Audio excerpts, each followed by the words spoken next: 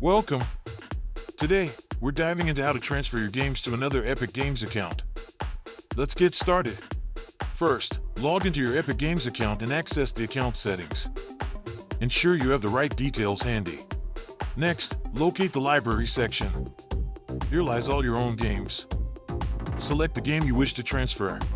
Now, click on the Transfer Ownership option. This will redirect you to the transfer page. Enter the recipient's Epic Games account email. Double-check for accuracy to avoid errors. Finally, confirm the transfer. Notify the recipient. And voila, you're done. And that's it. Transferring games is simple and quick.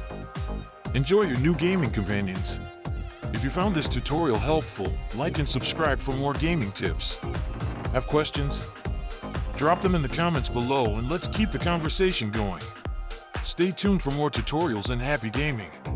Remember, your gaming experience should always be fun and hassle-free. Until next time, keep gaming and keep exploring.